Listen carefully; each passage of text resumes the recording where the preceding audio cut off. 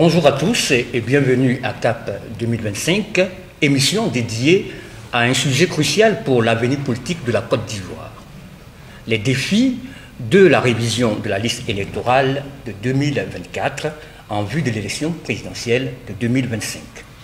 En effet, après plus d'une décennie marquée par des crises politiques, le pays se prépare à des élections décisives dans un contexte où la fiabilité et la transparence du fichier électoral sont plus que jamais sur la table. Notre mission de ce jour se penche sur les enjeux majeurs de cette révision et nous allons explorer les problèmes persistants ainsi que les solutions potentielles avec notre invité, Dr Issa Malik Coulibaly, président de l'inspection générale du PPACI. Il est expert électoral. Dr Coulibaly, bonjour. Bonjour, monsieur Lebo. Notre émission va s'articuler autour de 3 points essentiels. Nous allons fixer le contexte de la révision de la liste électorale. En deuxième point, nous allons nous appesantir sur les défis actuels de la révision de la liste électorale. Et enfin, le troisième point nous permettra de faire des propositions dans la perspective d'une élection présidentielle démocratique en 2025, bien sûr. Docteur Issa Malik Coulibaly, quel est le contexte de la révision de la liste électorale? Selon notre constitution, la Côte d'Ivoire va à une élection présidentielle en 2025. Nous savons aussi, et nous avons tous en mémoire, même 15 ans après le scrutin présidentiel de 2010, nous savons tous et nous vivons tous encore les diverses et dramatiques conséquences de ce scrutin de 2010. C'est pour cela que personne ne souhaite à la Côte d'Ivoire de revivre une crise post-électorale en 2025. Chacun souhaite que l'élection 2025 qui arrive se tienne dans la paix, dans la sécurité, sans violence aucune, dans l'inclusivité, en d'autres termes, que cette élection soit tout simplement démocratique. Chacun sait aussi que pour qu'une élection puisse avoir lieu, si on peut dire comme ça, dans tout processus électoral, la liste électorale joue un rôle central. C'est pour cela que cette liste électorale doit faire l'objet de l'attention de tous. Cette liste électorale doit être fiable. Et c'est cette fiabilité qui est l'objet des débats récurrents en Côte d'Ivoire, souvent liés au contexte politique et au contexte électoral du pays. Bien entendu, on ne peut pas parler de liste électorale sans parler de l'institution nationale qui a dans ses missions d'élaborer cette liste électorale et de la réviser annuellement. D'accord. C'est pour cela que nous parlons aussi. La commission électorale indépendante. Absolument. Il s'agit de la commission électorale indépendante. Qui fait débat. Qui fait débat. Et l'émission porte sur la révision de la liste électorale. Exact. Les défis de la révision de la liste électorale. C'est pour ça que c'est bon de dire dès le début de l'émission que la révision de la liste électorale vise à vérifier avant le scrutin que tous ceux qui sont sur la liste électorale sont ceux qui doivent y être. Et que tous ceux qui ne doivent pas être sur la liste électorale n'y soient pas. Et la gestion du fichier électoral, la gestion adéquate bien entendu, vise à éviter qu'une personne ne vote plusieurs fois. Et donc c'est pour contribuer à ce que notre pays aille à une élection apaisée et démocratique en 2025 que ce travail a été fait et est proposé donc à l'attention et à la sagacité de tous vos téléspectateurs. Docteur, vous avez fixé le contexte. Donc nous allons aborder maintenant la deuxième partie de notre émission. Il s'agit des défis. Et vous avez identifié un certain nombre de défis. Lesquels?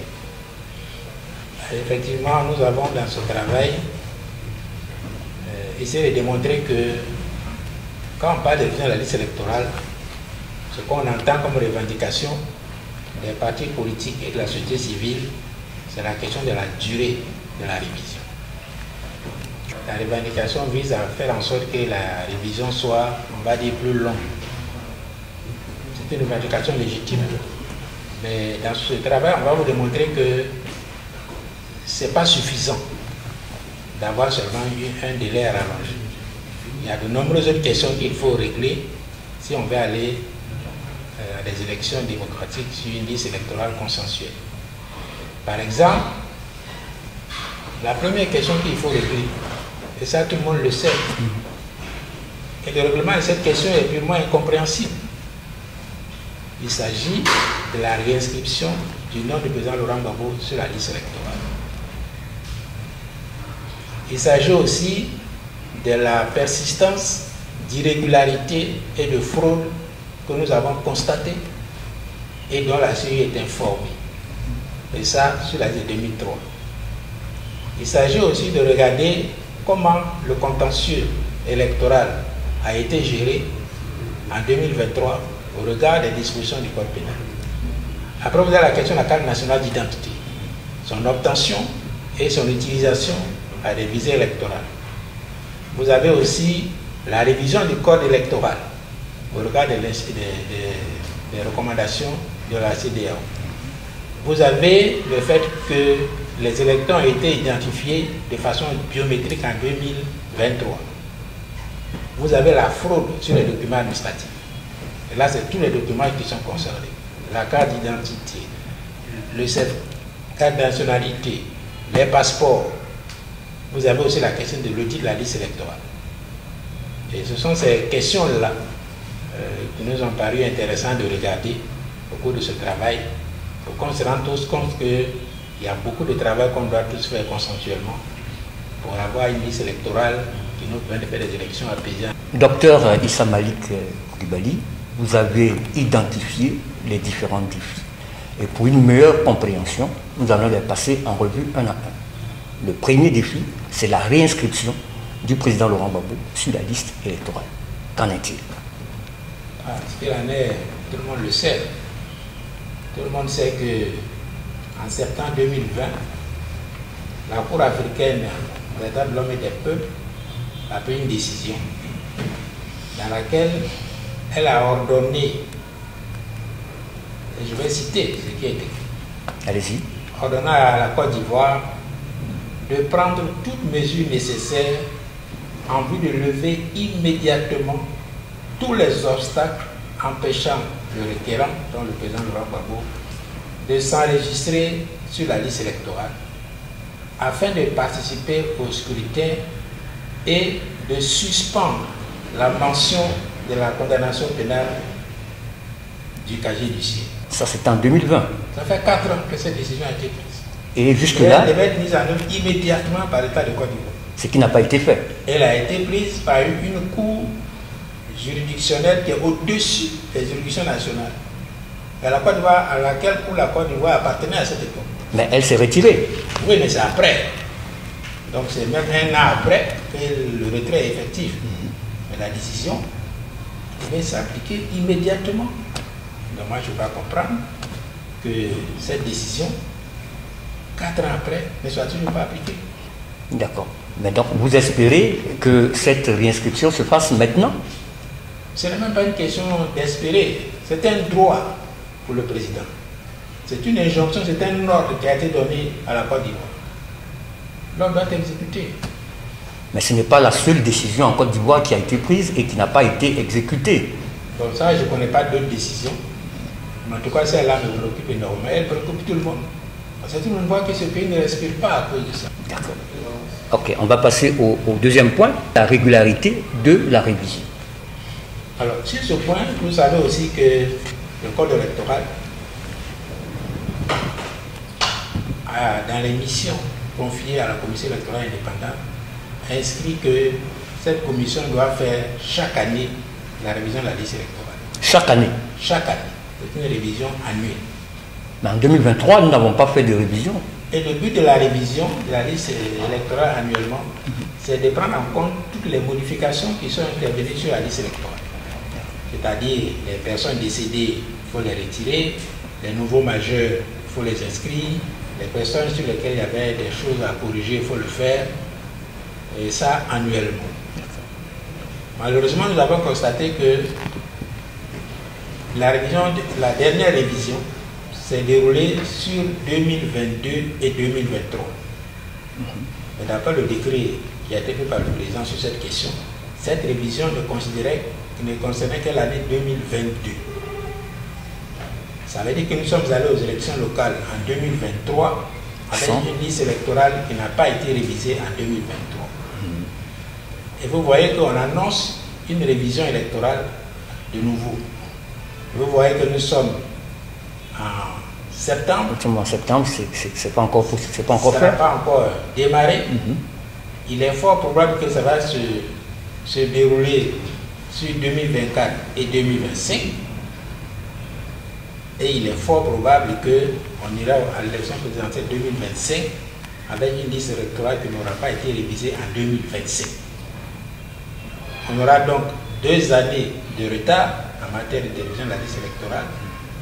Et comme le but de la révision, c'est de permettre à des gens de s'inscrire, on aura donc évité à beaucoup de gens d'être inscrits sur la liste électorale, d'exercer leur droit constitutionnel au vote.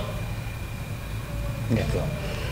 Docteur, au titre des défis identifiés, on a en bonne place les irrégularités et fraudes. Qu'en est-il? Au titre des irrégularités et des fraudes, C'est ça. la CEI elle-même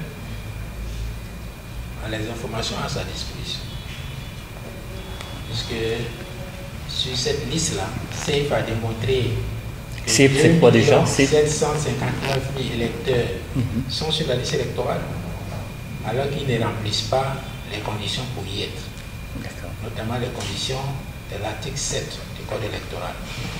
Dans les aspects relatifs au nom du père et de la mère de l'électeur, au nom du père, au nom de la date et du lieu de naissance de la mère de l'électeur. Ça veut dire que nous avons trouvé plus de 2 millions d'électeurs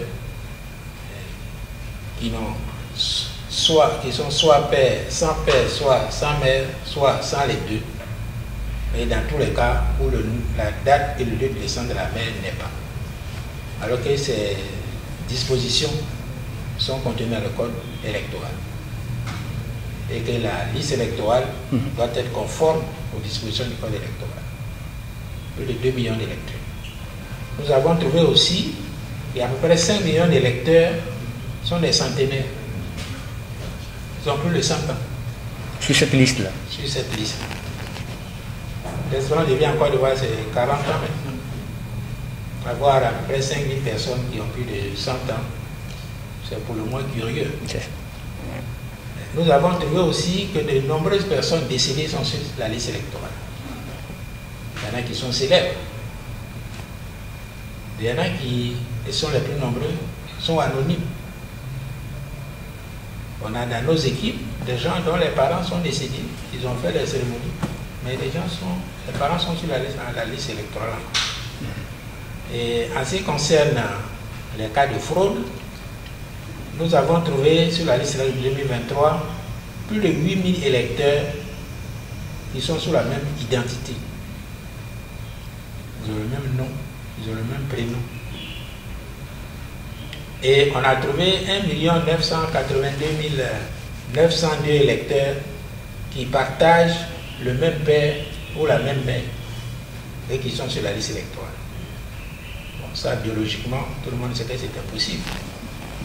On a même trouvé sur la liste électorale des mamans qui ont plus de 500 enfants qui sont sur la liste électorale. Et malheureusement, ces irrégularités, ces fraudes ont été dénoncées en 2023 et n'ont pas été prises en compte. Et la liste électorale qu'on a maintenant comprend toujours ces irrégularités et ces fraudes. Et vous savez aussi que la CEDEAO a pris une disposition sur les modifications du code électoral en période électorale. Et cette disposition dit qu'on ne peut pas modifier le code électoral 6 mois avant un scrutin. En 2023, notre code électoral a été modifié 2 mois avant les élections. La CEI applique ce que dit le code électoral. Moi, je n'ai pas trouvé une disposition du code électoral où on dit le jour du scrutin, les électeurs seront identifiés de façon biométrique avec des tablettes. C'est ce que la CEI a fait. Et de façon justifiée ou non, les tablettes ne marchent pas. Ça met un temps long, les coûts des bureaux de vote sont remplis. Et moi, j'ai fait l'expérience. J'ai mis plus d'1 heure pour voter. Dans mon bureau de vote, je suis arrivé, la cour était remplie d'électeurs. Et c'était bloqué parce que les tablettes ne marchaient pas. Docteur, à vous écouter, il y a beaucoup d'irrégularités, mais cela n'a pas empêché les partis politiques d'aller aux élections locales. Alors, à quoi on s'entend pour 2025? Bon, en 2023, le président avait décidé qu'on a aux élections. Ça, c'est une décision politique. Le président Laurent Gbagbo, bien évidemment. Voilà. Et à partir de ce moment-là, quelles que soient les difficultés qu'on rencontre sur la route, on ne peut pas, on va dire, faire machine à rien. Mais ces difficultés nous ont enseigné. Parce qu'on a vécu la réalité. Si on n'était pas aux élections, on serait dans la théorie. Mais ça vous a coûté des postes sélectifs. Mais ça nous a formés aussi. Et c'est ça que moi je veux retenir. Et c'est cette formation-là qui nous permet aujourd'hui de dire qu'il ne faut pas attendre de vivre la même chose en 2025. Parce que ce n'est pas le même type d'élection. Et c'est une question qui ne concerne pas un parti politique. La liste électorale, sa fiabilité, sa crédibilité concerne tous les partis politiques. Et comme je l'ai dit plus haut, c'est une question centrale dans toute élection. Donc c'est un combat que tous les partis politiques doivent porter. Parce que ceux qui vont venir s'inscrire là, tu ne sais pas a priori pour qui ils vont s'inscrire. Donc si tu empêches quelqu'un de s'inscrire, peut-être que tu te prives toi-même d'être des électeurs. Et puis le processus doit être crédible pour qu'on n'ait plus de parole. Donc c'est une question qui doit être portée par tous les partis politiques. Et ça rentre dans l'appel que le président a lancé à Bono. Si on veut que ceux qui nous gouvernent actuellement ne le soient plus en 2025, il faut que la liste électorale soit fiable, qu'on puisse y inscrire tous ceux qui doivent y être. Et comme j'ai dit plus haut, y compris le président Laurent Gbagbo, on a 4 à 5 millions d'électeurs potentiels en Côte d'Ivoire qui ne sont pas sur la liste électorale. Ce qui n'est pas normal. Et on fait des révisions depuis 15 ans. On fait des non-listes électorales. On a toujours à 8 millions d'électeurs. Ça veut dire que la révision n'est pas la solution à nos problèmes. C'est pour ça que dans le travail qui est fait, qui va être présenté, il y a des propositions qui vont nous permettre d'avancer. D'accord. Donc toujours dans les défis que vous avez identifiés, vous parlez surtout des fraudes sur les documents administratifs. Et c'est vraiment récurrent. Alors, sur d'abord la carte d'identité, je voulais dire un mot parce que ça fait partie des défis. La carte d'identité pour moi a 3 problèmes. La carte nationale d'identité. Il y a son obtention, qui est un problème, tellement c'est un parcours du combattant, tellement les coûts sont élevés. Deuxièmement, son utilisation pour être sur la liste électorale. Et troisièmement, la fraude sur la carte nationale d'identité. En ce qui concerne son obtention, chacun sait, il faut avoir un extrait de naissance. Il y a 1 million d'enfants en Côte d'Ivoire qui n'ont pas d'extrait de naissance.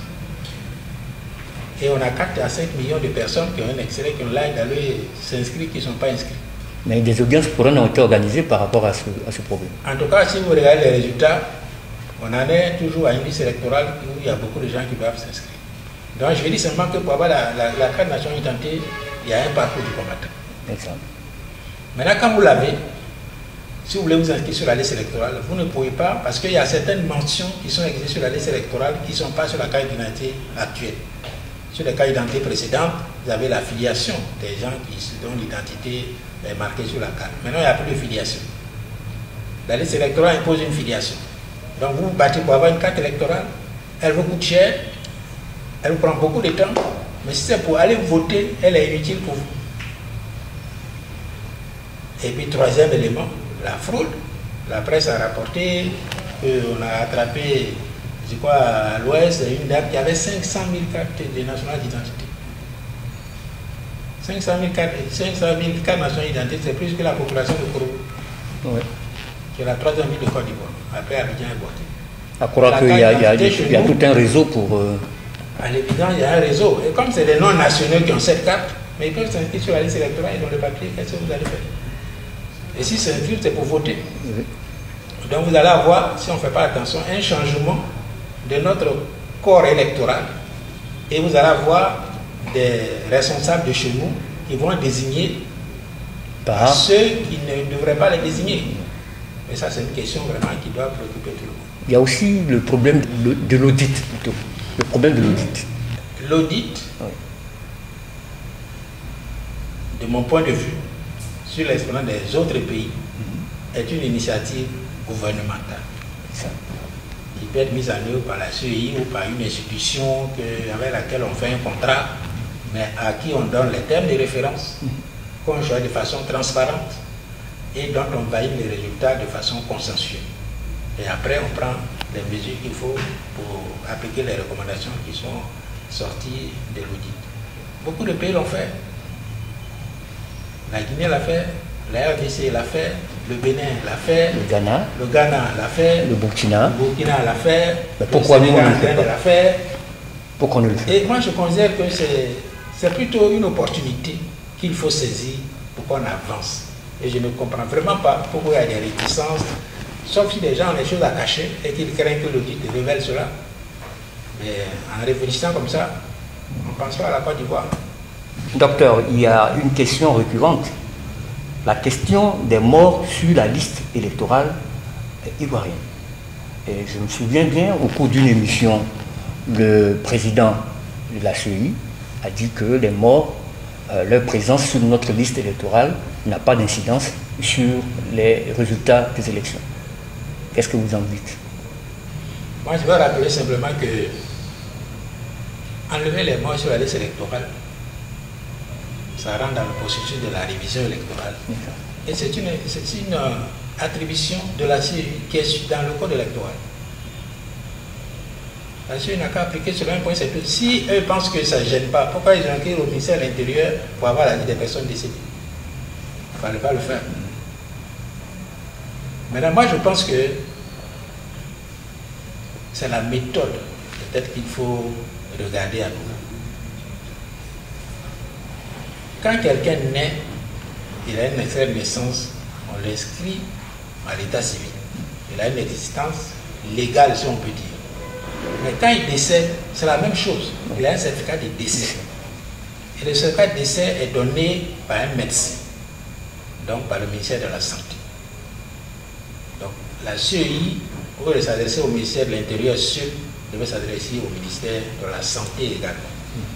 En parlant de l'audit de cette liste électorale, est-ce que c'est parce que la Côte d'Ivoire n'a pas les moyens de pouvoir, sinon la commission électorale indépendante n'a pas les moyens nécessaires pour pouvoir mener cet audit?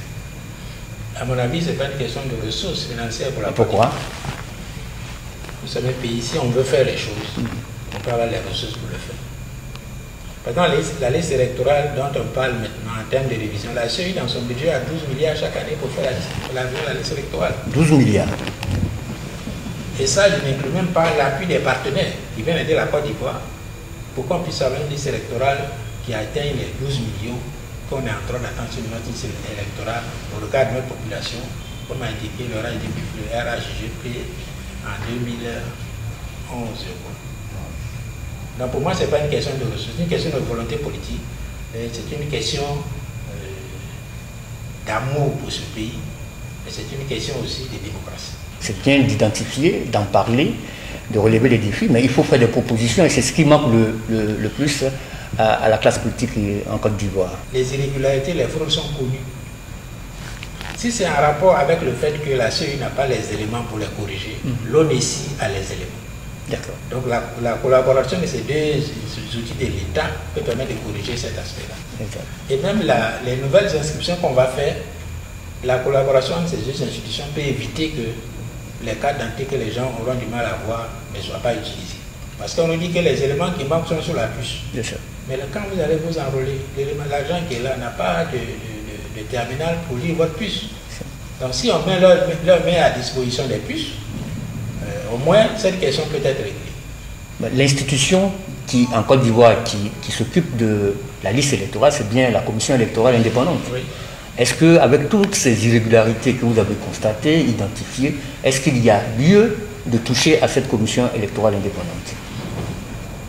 Dans l'audit qui est proposé, il y a l'audit de l'institution aussi qui est chargé de faire le travail. Si vous jugez un travail, vous ne pouvez pas le juger sans regarder quelle méthode a utilisé celui qui en avait la charge.